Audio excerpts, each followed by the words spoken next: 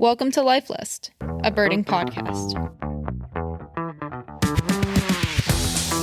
Hello, welcome, everybody. This is Life List, a birding podcast. I am George Armistead, and I am here with both my co-hosts, Molly Brown and Alvaro Jaramillo. Guys, look at us now. Look at us now. Look at us. I feel 100 years old. You are 100 episodes old. Oh, that's what it is. We are 100. Yeah. 100. That's crazy. Yeah. Throwing a party here. Why didn't I think to get a beer before we started recording? Should have done. I know. It's a little earlier for me. I think. Yeah, a little bit. I'd have to do one of those tomato juice concoctions. You know what I'm talking about. A mocktail. I like a mocktail every now and then. Maybe he's talking about a Bloody Mary. Yeah, Bloody Mary. Yeah, Bloody Marys. Those are all right.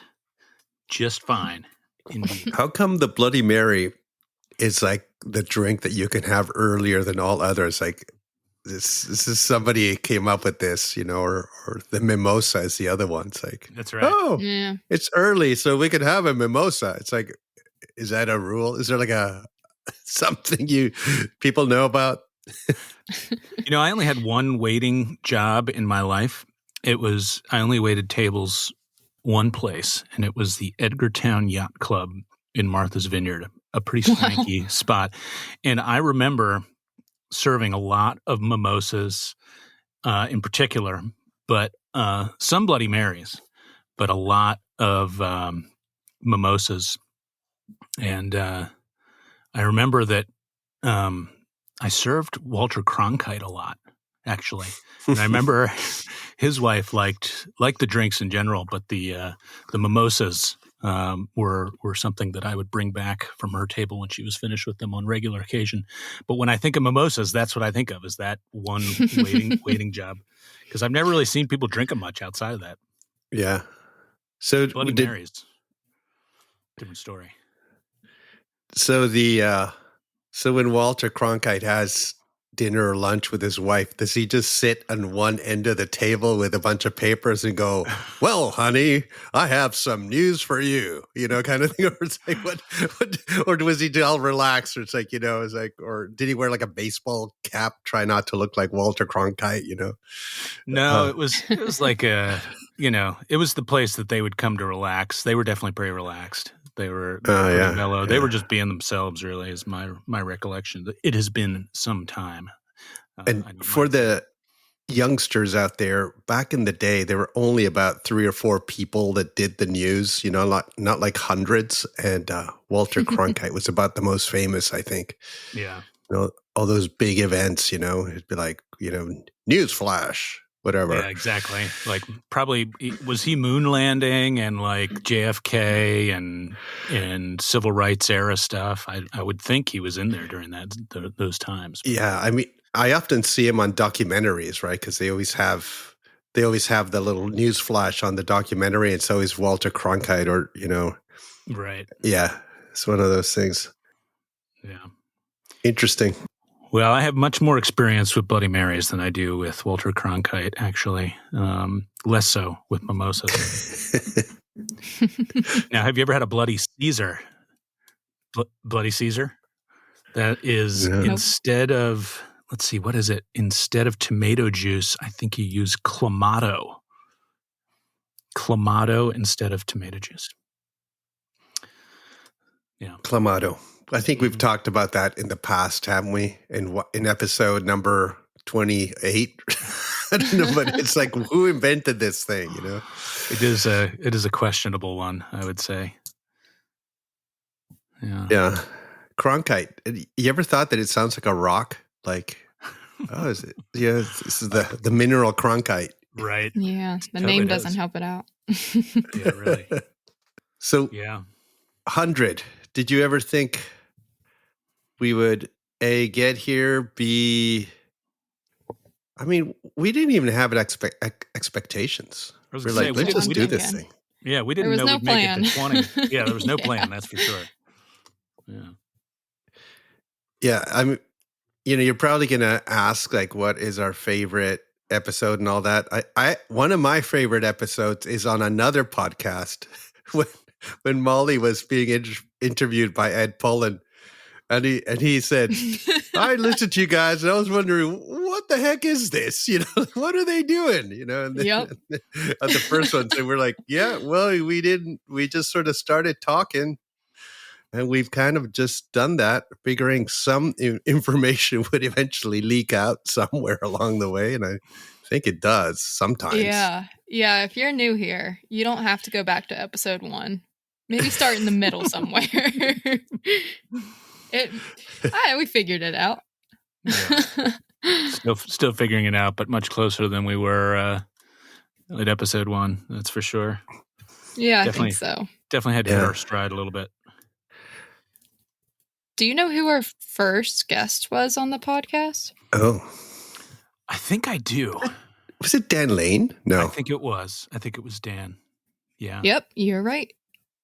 Which was one I'm saying this as I'm looking it up. Yeah. Yeah, that was one of our most popular episodes, I think even still, where we talked about his discoveries and kind of what's involved with some of those scientific expeditions where new species are found, and it was interesting. Yeah. Yeah. If you're a listener who disagrees with us, let us know. But from the looks of it, y'all like new discoveries, species splits, anything having to do with taxonomy and those kinds of updates, what does and doesn't constitute a species. Those are our most popular episodes. Speaking of which, the eBird just did its thing yesterday, right? The new taxonomy. Just dropped the biggie. Yeah. Yeah, we talked about it earlier, but now it became official, I think. Yeah. It is, I think, I haven't looked at their suggestions, but they basically, a lot of the splits happen behind the scenes, and you don't have to do much about them, but there are some that you have to kind of decide which one you saw or not. I think the Corey Shearwater split is one where they're asking people to go and figure out which one they saw, or if leave them as the slash. I don't know if there are others like that, but yeah, I've only just started to kind of look at this. I got a couple notes on it. Speaking of, popular episodes, our friend Marshall Iliff messaged me that they did not go Alvaro, shockingly. We talked about this even with Amar in the last episode. They did not adopt Seagull for any of the splits for Herring Gull. This is a very sad day to fools to acknowledge. Fools, heathens. Yes. Cornell's done everything right until now. Yeah, well, it was good. They in the update, they write, and with apologies to me, George Armstead, others who hoped for a bit of fun with gull names, we at eBird remain allied with the dull and boring taxonomists in electing not to give Vegae or Smithsonianus nor Argentinus the much anticipated, desperately hoped for, and sometimes appropriate English name of, in parentheses, the, in parentheses, seagull. Alas, with a bit more daring from the taxonomic and nomenclature class, we could all stop correcting our friends and relatives. Ellipses. So, so there we are. Made it to we've crossed over from the popular stuff to the science to the eBird. Wow. We've made it. Like 100 episodes. It's We've been, exactly. Cornell has talked about us. That's all it took. 100 episodes. Yeah. Gosh, what's next? We're going to be on TV. Yeah, maybe Oprah will pick up one of our books for her book club. That'd be good. Yeah, that's right. Nothing like. Well, it is. It's We'll go on Joe surprising. Rogan. Yeah. Yeah. Oh my God. Um, it is surprising to me how quickly this seems to have gone. It's obviously it's a lot of work, but because most of it is just talking, it's not nearly as much work as if we had to, write for an hour each time. But Yeah. it's wild how many episodes, like 100. Yeah. That's a lot. It really is. It's a lot of hours. It's true. Yeah. Yeah. I look at the Science of Birds podcast, which is a great podcast, as well, packed with information, and think about the amount of prep that he must do for that. And, as you say, ours is a lot of work, but, part of what we do really is to kind of celebrate birding culture, and try to talk about things that we hope are interesting or part of the common birding experience, or what could be part of the common birding experience if there's something that might be new for you or for listeners. So it is different. I do think, though, that people don't realize that for every hour we're on here, we have prepared like 4 or 5 hours beforehand, right, to produce 1 hour. Yeah, it's huge. Yeah, it's true. It's a lot. It's a lot of stuff. A lot of stuff. But hey, just shifting to today, though, just for a sec, I'm very interested in my yard list, as some people are. I like it because you don't have to travel. You just have to pay attention. You just have to be kind of present. And today, coming back from the dog walk, what do I see when I get home? Right across the street, a tropical kingbird sitting on the neighbor's house, which, believe it or not, I know that sounds really exotic. But in coastal California, it actually, for me, was overdue. This is the season too, right? Isn't this kind of the time of year that you would expect? This is the time. Yeah, this is the time. In fact, it's a little later this year, I think. The big push is usually a little earlier. I don't know what's going on, but I was really happy to see that one. And it's one of only 2 new yard birds this year. And the other one happened last week, which was a chipping sparrow, which is also maybe equally surprising for those of you who are not in coastal California, that a species that's so widespread in the continent actually is relatively rare right here on the coast. Enough so that I'm more likely to see and have seen multiple clay-colored sparrows in my yard as opposed to chipping. So weird, huh? Yeah. Weird and fun. No, it's cool. Yeah. Nice combo. Nice combo. And I think I'm on the road to getting 200 if I survive another 10 years of getting 2 or 3 a year. I'm realizing that since we started this podcast, I left my old position, started Hillstar Nature, moved a couple times, bought a house, got married. And yeah, like a lot has changed for me during this time. And I would say that the podcast has been a massive part of that for me. In fact, have found a lot of friends through it. And I feel extremely grateful for that. That line of thought that I just trotted out there was, it came to me while I was. You were talking about your yard list, Al, and I was looking at mine. I'm like, mine's really slowed down from last year, and I was like, well, I've only been here like 3 years, and that's about the time that we've been doing this. So, kind of crazy. Yeah. Gosh, you announced Hillstar for the first time on the podcast. I forgot that. Yeah, that wasn't a thing when we started. Yeah. Yeah, Not exactly. officially, anyway. Yeah, it didn't exist until like halfway through the first season or something like that. I forget. Mm. Yeah. I was very happy because, I'd been talking to George in one way or the other for years saying, just go on your own, do your own thing. And it's tough. It's hard. It's scary, and I'm sure now you probably feel a little differently. It's always a struggle, right? I don't want to say Yeah. it's easy, but and I enjoy the fact that all three of us have our own kind of different businesses that we're involved in. It allows us to have a perspective that is not just birding, but also birding industry, as we we always Yeah. talk about, and as well as the fact that we all work with each other.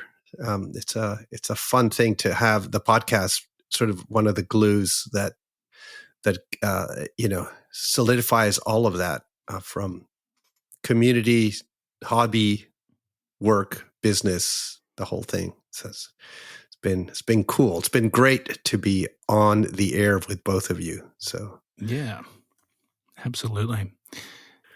Yeah, Molly, it's a big shift for you as well. Like you did there's a lot that has changed for you during this time as well. Yeah, absolutely. I've been through a couple moves and getting into guiding more. And that was, kind of post-pandemic when I really started doing more of these international tours too. And yeah, I feel like all of the little life changes that I've had, I end up talking about on this podcast because that's, I guess, what we do. We're just talking about our daily lives a lot. So it's funny to think that I've shared that with an audience, but y'all have been along. Yeah. Yeah, we'll check in on my yard list another year from now Yeah. because I'm catching up this year. Nice. Yeah, I got 6 new yardbirds this year so far. The first half of the year, I wasn't able to do as much birding, but bank swallow, blackburnian, northern water thrush, blue-winged warbler, Lincoln sparrow, swamp sparrow. Those are my 6 new birds so far this year. And but I'm going to be home for November, which is not something I think I've really had much of the last couple of years. I bet I get at least one more before we shove off, Al, for down under and the big cruise. So, because I'll be here a bit, and I've been birding a lot. So, yeah. The other thing, so life changes. I'm thinking probably the major life change that happened to me is I shipped off, my second child to college. So that was kind of a big deal. But the other thing we talk about a lot is equipment, right? And I was just identifying the fact that throughout our history here, 2 things have been sort of happening that we've kind of chronicled a bit. Thermal scopes is one of them, right? Yeah. And the other one is mirrorless cameras. yeah, that's true. Yeah. Mirrorless has existed for a while, but you go back 3 years and a lot of people had not yet bought a mirrorless, I mean, there were some people that were ahead of the curve, but now almost all birders that I see are on a mirrorless camera. I mean, in about 3 years.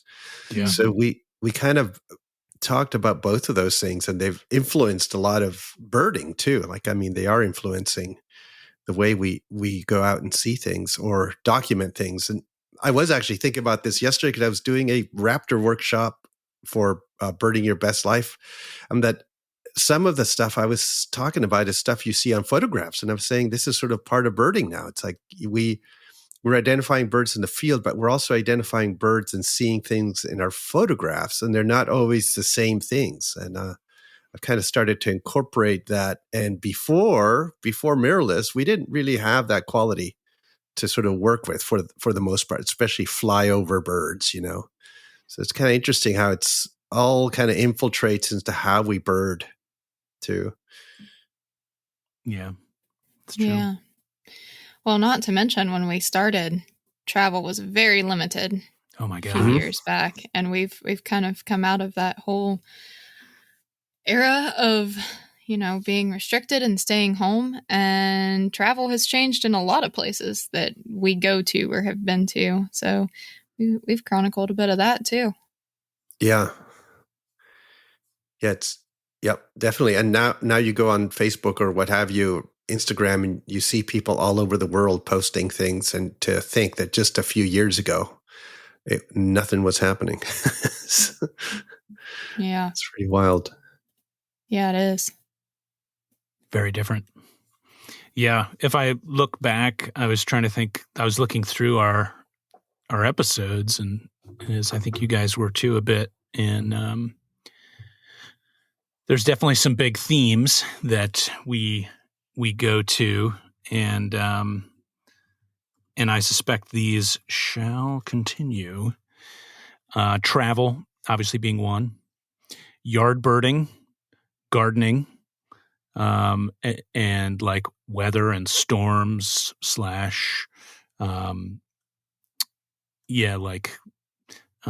climate related stories, gulls, ivory-billed woodpeckers. That was a popular episode. Yes. Vagrants and patterns in vagrancy as well. And of course, migration. Just those are, it makes sense that we would talk about a lot of that stuff. And yeah, I don't know. You missed culinary delights. Oh, you did. Or not. Wow. Not so delightful culinary things that Eric Bonesley paid me a visit the other day, brought me 5 packs of Necco wafers. Wow. There's one left. I'm sure that store is so happy to see those things go. They've been sitting there 20 years. Why do these Necco wafers go? Yeah, for those that visit Cape May and are looking for a good sandwich, the West Side Market is a favorite. And you can also get your Necco wafers there. So, Molly, did you make it? You were just in Cape May. Tell us about that. Did you make it to West Side Market? Did you get some Necco wafers? That did not make my weekend list. Oh, I know. I should just take off and drive back right now. Might save that for next time. But yeah, I was in Cape May for a few days during the Cape May Festival. I kept a low profile. I spent a chunk of that time working anyway, but it was nice to be working in Cape May. And I always try to go over for a few days because it's a great place to be this time of year. But it was so strange to me. It was like 75 and sunny and beautiful. And I don't think I've ever experienced Cape May like that, which probably didn't do much to hold up the birds on the migration front. But it was still very pleasant. It was packed. There were also a lot of tourists there, a lot more than I remember other years. So I guess everybody was taking advantage of that. But it's just always a nice place to be. Slow birding in Cape May is still really, really good birding. yeah, that's true. Yeah, and particularly my favorite part was probably just birding there around the point, and waterfowl are just in perfect light right in front of you, and you still have a lot of diversity. And that was my favorite morning, was just kind of sifting through what was around and just getting to see everything really, really, really well, and trying to lock that in before I see them next in a storm on some lake in West Virginia, and it's not going to be nearly as nice or pleasant. Yeah, that the light there, both early and late around the state park at the point, you can find spots where you can get beautiful light on both migrating raptors and on the waterfowl, which are periodically put into the air by migrating raptors. And anytime a bald eagle were to go by, it seems like, a bunch of the waterfowl are increasing. I went there 2 weeks ago. I just missed you. I was there Thursday night, Friday morning. And both times there was really beautiful light on, they're not quite in full breeding plumage yet. A lot of that stuff is still molting, the pintail, the widgeon, the gadwall, your mallards, your black ducks, a lot of the dabblers. There's a nice male Eurasian widgeon there. And, but all that stuff is really coming in. And then meanwhile, you got merlins and harriers and, just zipping by. And of course the coops and the Sharpies too. Pretty nice. Oh yeah. So if you're not, I've been to Cape May just a couple of times. I don't really know it very well, but if you're new to this whole scene, what do you go to Cape May? Would you say go to the hawk platform at the state park and then ask people, what else do I do? Where else do I go? Or what is the way to sort of, if you didn't grow up with Cape May, how do you do it? It's a good question. Yeah, it's a good question. I think you're right, Al, that the Hawk Watch is great. It's there. It's ongoing September, October, November, throughout that whole period. And if you go there, they have interpretive naturalists. The hawk counter, is really there to count hawks and seldom is able to answer as many questions. But the interpretive naturalists there are calling out birds, making sure people get on them, and explaining to them what they're seeing. So that's really helpful. CMBO, Cape May Bird Observatory, always employs at least one or two interpretive naturalists there, and that's a big help. The other thing is the Cape May Bird Observatory building itself is right not far from there, right just off Lily Lake. You'd want to check the hours, but they're open a lot of the time when they know there's going to be birders around, and there's a lot you can learn there. It's a New Jersey Audubon Center and as well. So between New Jersey Audubon, Cape May Bird Observatory, there's a lot of information on their site, and you can go to those two spots. You can go to the Hawk Watch, you can go to the observatory, and then often at Higbee Beach, there's a lot of birders wandering around there in the morning. You're apt to run into somebody there that would be helpful and forthcoming with information just by chance. There's also the Avalon Sea Watch, which is a little up the beach from Cape May Point. And that can, depending on the day, can be a pretty exciting place to watch scoters and as other sea ducks, and on some days even some more scarce, unusual seabirds as well, and shorebirds on the beach sometimes too. That's a good little summary of what to do, because it's funny how some of these places are so well known, and the name is Cape May even has a warbler name for it. I mean, come on. It's like, but I think there's probably some trepidation out there. Some people are like, I'd like to go there, but I don't even know where to start. So that's a good little thing to sort of, just go and start watching and look for the birders and go and see the hawks and Cape May Bird Observatory and ask them just, where do I go? What do I do? Come to the festival. You'll probably bump into Molly or me and a bunch of other folks as well. It's a bunch of stuff going on. Yeah, definitely. I've thought the same. I mean, I haven't been there that many times, and it's typically just for a few days. I haven't spent my life going to Cape May. So you get there and you think, wonder where everyone is. Because, I'm always surprised when I go into the town and I think of it as just a place for birders, but it is not. It is, a very popular tourist attraction in general. So there are all sorts of people, and I think, do they know how many thousands of tree swallows are flying overhead right now? But I don't know if you mentioned at the Hawk Watch, there's also a really wonderful trail system. So when you go there, you have that point, but then you can also walk around and go around different ponds. You've got this coastal forest habitat that when I'm in it, I often forget that just over the dune is the coast and the beach. So you've got a few things going on right there where you can spend hours and walk around as much as you want. And then you've got the Hawk Watch as your base. So that's really nice too. Yeah. And it's right at the lighthouse too. So if you're a lighthouse person, you can check out the lighthouse. And I don't remember the hours for the lighthouse, but it seems like a lot of weekends you're you're able to just walk right up to the top and get a good view of the surroundings. And yeah, it's all part and parcel of Cape May Point State Park, which is where the Hawk Watch is located. So yeah. And they also have a couple boats that go out on short whale watching cruises, which I actually did on Saturday. I went out on one of the little 3-hour cruises, which feels tiny after going on, an all-day birding pelagic, but it was still really cool. So that's another great thing to do if you've even got a few hours.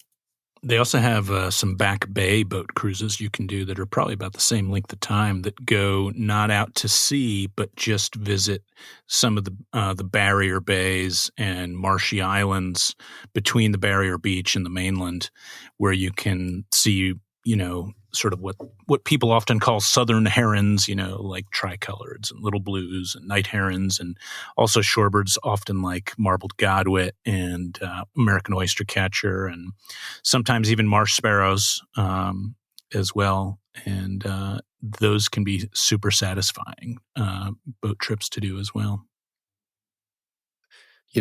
Talking about the whales, I heard that the population of right whales, North Atlantic right whales, actually went up a little bit, and it's been increasing, even though they've had issues of entanglement and all sorts of other stuff. Actually, it's increasing, and they were saying sort of good news as far as North Atlantic. They're still super rare. There's like 330 or 340 or something, but they'd gotten multiple new individuals in the population documented.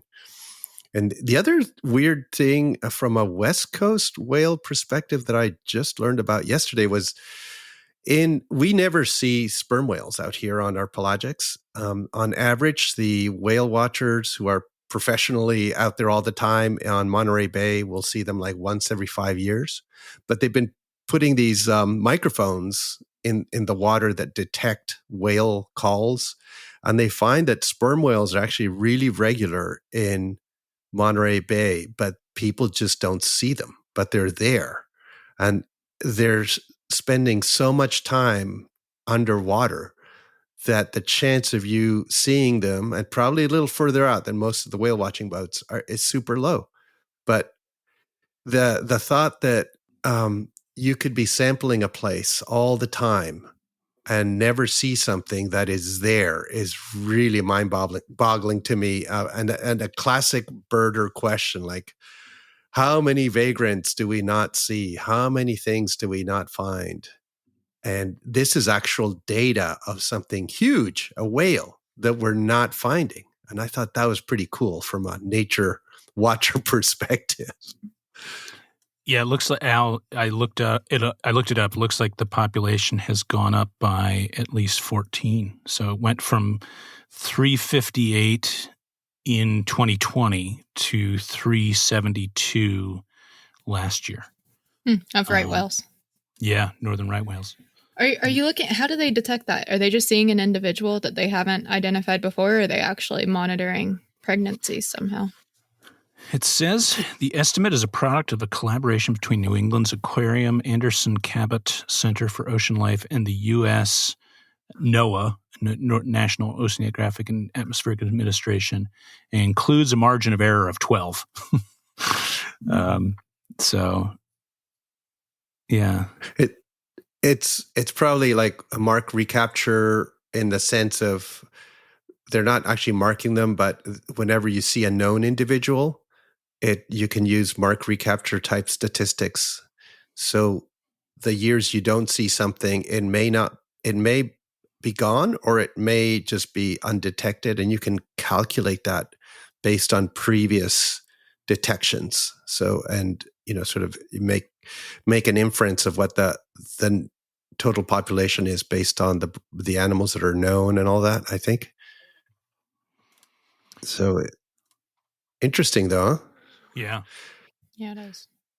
And Molly will testify to this fact that we did not see a sperm whale when we were out at sea together just recently. They evaded us. Evaded us.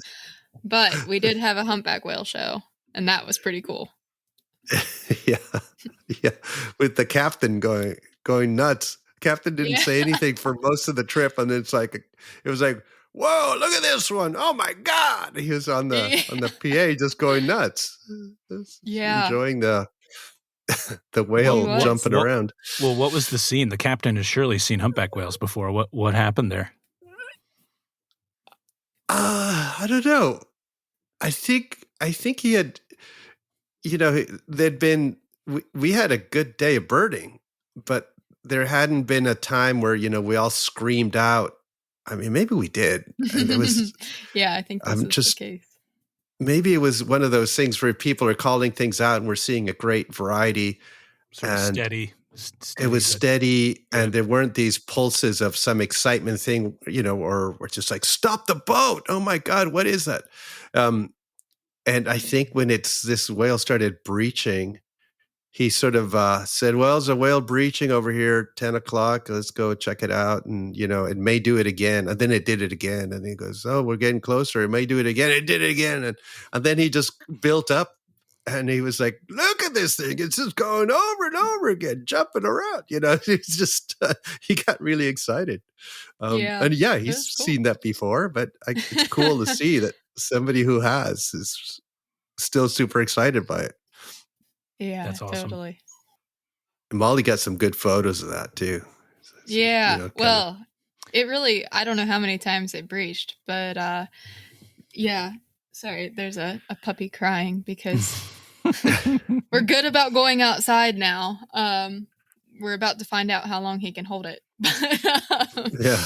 Anyway, he it breached enough times that the whole boat was sitting there watching it for a while. And I don't really keep my camera out for the most part on pelagics, but I thought, okay, I'll work my way back. I'll get the camera. And then I still had plenty of time to take pictures of it. So that was pretty cool. I was excited. I don't get to see that every day. Your images overall, Molly, of that whole trip were quite spectacular, I would say. Like the whale breaching, it looked almost like that. Was it like a Prudential Life commercial? but with like a much more beautiful background. Like there was sort of like I feel like there was like some pinkish in the sky, and then you had some great birder shots, which is something you really excel at, and that actually I think not enough of us do. We see more of them now than we used to, but getting good birder shots is difficult, I think, for a variety of reasons. Often, we've got our faces covered up by optics, and then often we look really focused. So I always say we look almost like we're constipated or something, where we're sort of like, or or your face, the Necco wafers. Or you're like looking, you're just kind of, it's very easy to contort yourself into awkward positions and facial expressions while birding. So it can be hard to get images that make people think, what are they doing? That looks kind of cool. But you got a bunch. It was cool. Well, thank you. People just chatting, Yeah, they were really good photos. Or just, leaning, up against the sort of side of the cabin, watching. Very moody, sort of classic views of people on a boat, because this is, you're out there hours looking around.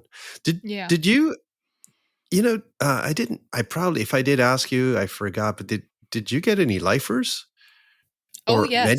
Many lifers. Many lifers, yes. I'd done a pelagic with you, Alvaro, in Hawaii a few years ago, and that was my only Pacific pelagic, but this was my first Pacific Coast pelagic. Yeah. So just about everything was new for me. So like pink-footed and bullers. Albatross was new. Ashy, Blackfoot albatross, was new. Ashy. Wow. Yep. Yeah. Yep. Cool. Yep. This was like my perfect little intro tour to West Coast pelagics. Yeah. I was really, really excited about that. And some nice marine mammals other than the humpback whale too. Mm-hmm. It's like we had Dall's porpoise. They're hard to sort of photograph or see well because they're so fast, but they sort of come in and do their thing and zoom off. And isn't that like, I forget, isn't Dall's porpoise like one of the fastest cetaceans, or isn't there? Yeah, That's right. Huh. Super fast little things. It's really cool. Yeah, got my pictures of moas for INAT and Yeah. and fur seals, and yeah, that was a lot of fun. So yes, that was all a lot of new stuff for me, and yeah, I like getting pictures of birders too, and we've talked about this a lot. You go out on a pelagic and you're thinking about, your targets and or whatever and the birding for it, but really you're spending 12 hours hanging out with people in a small space. And particularly towards the end, you're heading back to shore, maybe you can see shore, people are hanging out, then it's just relaxed and you're just talking and visiting with other folks, and it's a very social thing. It is. Yeah. That's one of the things I like best about it is you end up with quality time with some folks that often you would never see otherwise. Yeah, exactly. Yeah. It's a nice trip. Oh yeah. We had good weather too. Yeah, we did. Well, it was just a little foggy, but when it was in the background, we had like beautiful light all day. That helped photos too. But yeah, it was very nice. I did have a couple people when I came back said I had a nice tan. I guess that's a little bit of windburn from the boat.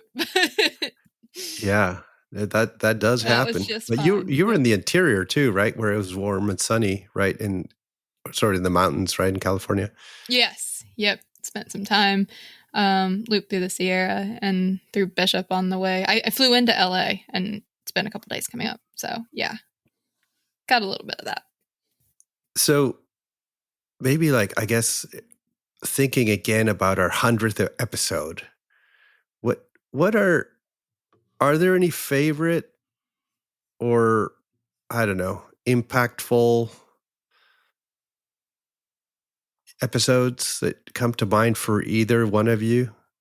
Yeah. Molly, you go first. You look like you had one queued up. I really don't, actually. I really struggle with this, particularly editing them. They all blend together for me. It's been really fun to interview some folks who I've not met before. And sorry, guys. The dogs are having to make an appearance on this. Nice. It's been, yeah.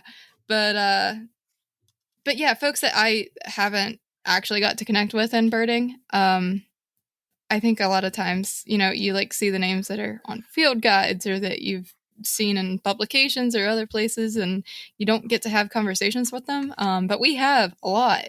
I don't know who I'd single out from that. But it's been really fun to get to talk to folks from all sorts of facets of birding. That's been a real highlight for me. Yeah, I agree. I don't have a favorite episode or a favorite moment, but I did pick out a few things of note. And I should say too that I think, and maybe we're not great about distinguishing this. We've gotten a little bit of feedback on this at times, that sometimes what we're doing isn't really an interview. It's really more a conversation. And so sometimes we call it an interview, even though really it's kind of more of a conversation. Someone's joining the conversation, if you will. And those have been really fun. It's allowed us to connect with just good friends, but also people that are colleagues or that we really admire in the field. And so those are really fun. And yeah, I did love hearing Dan Lane's story about the Inti Tanager and how that unfolded, and the Scarlet-banded Barbet. We talked a bit about that as well. I really enjoyed the conversation with Lillian Stokes and Matt Young that we had recently. And yeah, there's so many. We did that deep dive on vagrancy with Marshall Iliff. That is, I think, still one of our favorite episodes. And we talked a lot about vagrancy in general. And yeah, it was that was a good one. There's been so many good ones. I really actually liked I went back recently because I was like looking at our Uganda trips, and I listened to the one, Molly, that you and I did after our Uganda trip, which is way back in the first season. And I thought that was, we had Hannah and Eric join us and add contributions to that from Hannah and Eric Co-Birding podcast. And Peter Burke, our buddy Peter Burke, Al's probably oldest bud, was on that trip as well, which was awesome. And I enjoyed that one a lot. And one that I wasn't around for but really enjoyed was the interview that you two did with Melissa Hafting, which I thought was a fabulous episode. And similar, like Dexter Patterson is now one of my most wanted birders. He is my most wanted life birder now in the United States, after the conversation you had with him and Jason Hall, Molly. So Yep. Those are some highlights, some of which I wasn't even here for, like kind of fun moments. I think I mentioned I've gotten 2 yard birds, like not quite while recording, but just before recording with you guys. Like, and I always record in my basement den sort of area. That's where my office is. So, we're kind of looking out. Was it you, Molly, that called it like a birding terrarium? Somebody was like, it's like you look out my basement window. You've got a ground level view. Yeah. Yeah. Like I'm at ground level and you can't, it's a decent view, but it's somewhat confined as well. But one time, remember, we were about to start recording at a Nashville warbler. It was like my first Nashville for the yard. And then just 2 weeks ago or a week or something, had the Lincoln Sparrow hopping around literally like on like the sill. That was fun. The time the cricket fell out of my ceiling and landed in my lap, and I didn't know what the hell it was. And I like levitated into the air. It freaked me out so much. And it just was not expecting that. And Al, our episode where we were celebrating a really good day in Antarctica and had a little too much drink. That was a fun one to go back and listen to a few months ago. So we call that one the drunk episode, I think. Yeah, exactly. Yep. Yeah, don't try that at home, folks. Yeah, exactly. When we interviewed Melissa Hafting for her book Dare to Bird, I think we both had the PDFs of the book. Actually, they were looking at right, yeah. With the imagery with her, and Melissa actually sent me the real book. It is fantastic. I'll just mention it again. The photography, the writing. Listen to that episode, and it's a great book. Really, just beautiful. And just not just in actually, it's so different from many other bird books in a sense. That there's all these personal stories about how birding's affected her life and so forth. And the book is called Dare to Bird. Dare to Bird by Melissa Hafting. Dare to Bird. And I want to say one thing is that has come up a bunch of times where people have said to me, this episode actually really shifted my viewpoint on the bird names thing, is the bird names episode when I was explaining that was a big what the ad hoc committee had done, and how we came about the decisions, and actually how many of us or several of us had shifted from a let's change a few of these bird names position to let's change them all.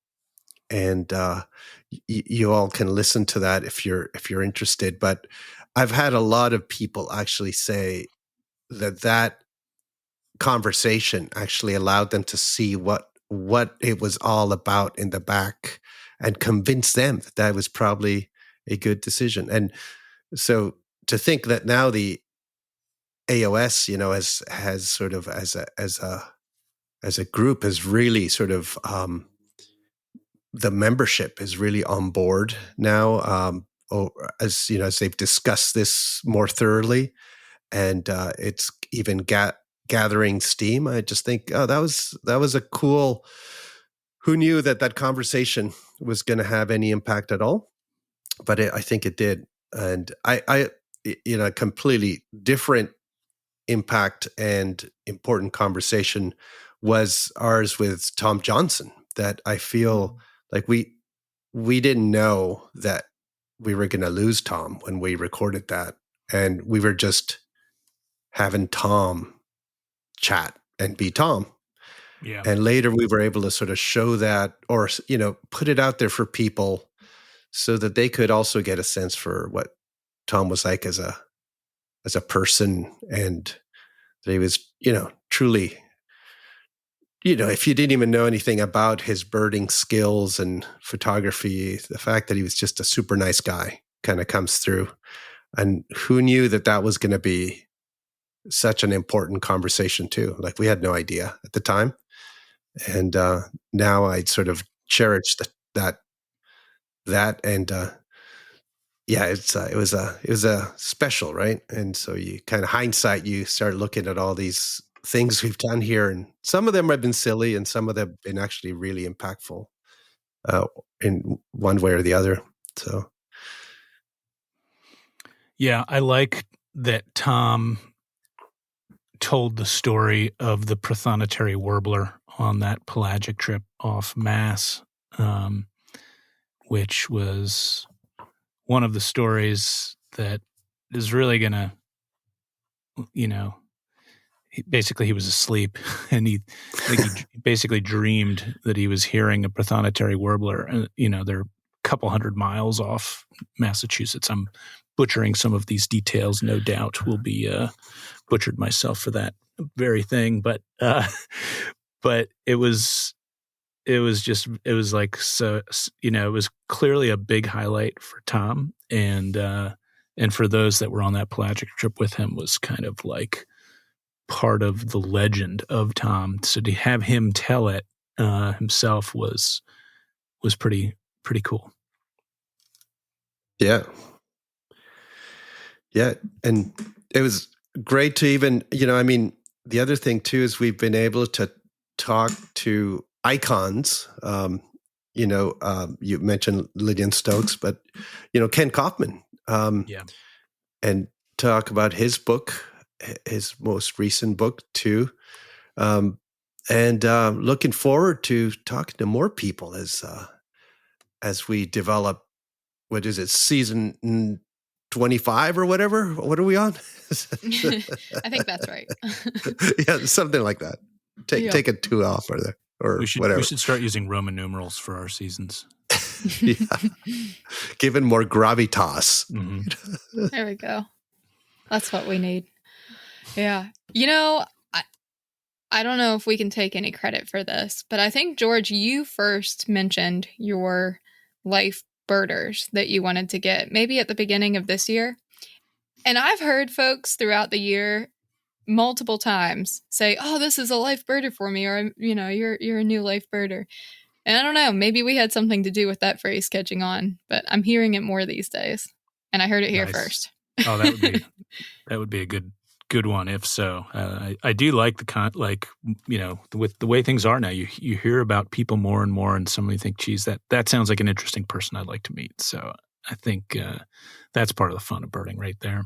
Yeah. And then you never know where you're going to run into someone. Cape May, or on a boat somewhere, and it's someone you've been friends on Facebook with for years, and you just know them through birding. Yeah. Right. Looking back to Molly, the Jennifer Ackerman, getting to chat with her and doing person in Colombia.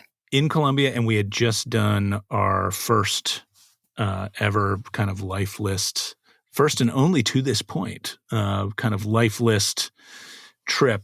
I don't know. Yeah. I guess we could say that our Alaska trip that we did in June was sort of a life list one as well. And we've got the cruise. It certainly became one. It's a reunion trip. It's true. Yeah. And we do have one in the works as well that I hope folks will start setting aside time in March of 2026. Save a block of time, All of March? Part of March? Maybe a good 12 day stretch there, so Yeah. go look for some. Plus travel time. Yeah. So in which case, maybe 12 You can make it all of March to be safe. Sure. Yes, yeah. Who knows? There could be extensions. Yeah. But yeah, thinking about a big India safari, looking for rhinos and elephants and critically endangered birds like greater adjutants and Bengal floricans and a whole bunch of other stuff that's not even that rare, but just cool. And the food. Plus the food. And the food. Yeah, you will. Folks, there are no Necco wafers in India. It's just good food. No tomato pies either. Yeah. Yeah. It's true. We're coming up on our hour here, guys.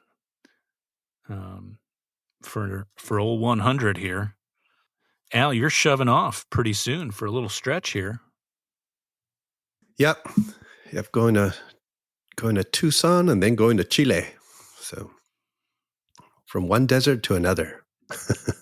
Nice. Yeah. At least you're moving in the right direction. Yeah.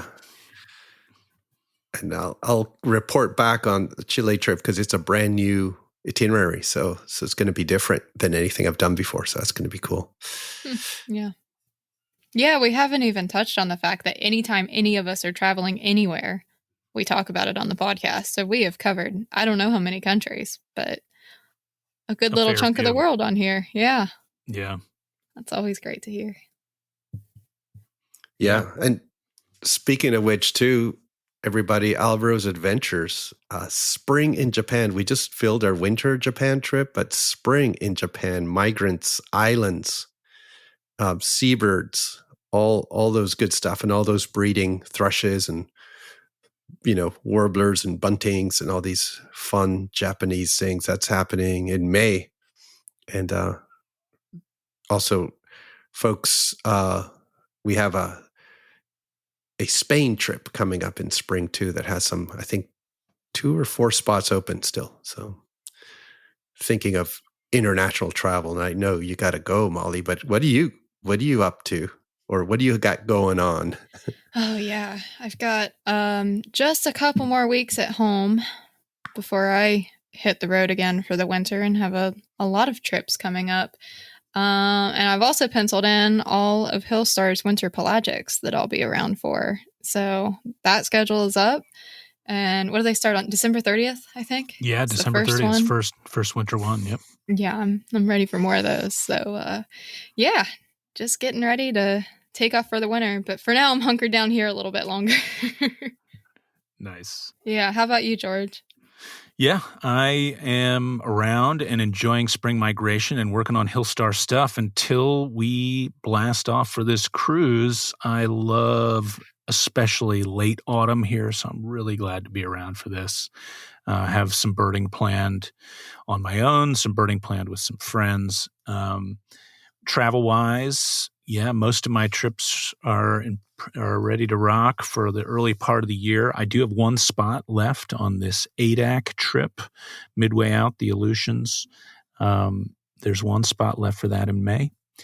And the trip I'm doing in December of next year to India has spots still and should be quite spectacular, looking for really most of South Asia's endemics. We're going to the hot spot for endemism, not only in India, but in all of Southern Asia, the Ghats and the Deccan Plateau. And we have very good chance to see tiger and other mammals. So hope folks will check that out. Yeah, as you said, the pelagic schedule just popped up. And yeah, that's about all I got for now. Hey, thanks to you guys. I love doing this with you, Molly and Al. You guys are the best. And thanks, I think I'll say on behalf of you guys to all of our listeners, you guys really make it fun for us, and we're just thankful to be able to do it. So. Oh yeah. Well said. Yeah. Happy 100. Yeah. Yeah. Cheers Happy to us. 100. Thanks, everybody. Yeah. Cheers, everybody. We'll see you next time. Bye-bye.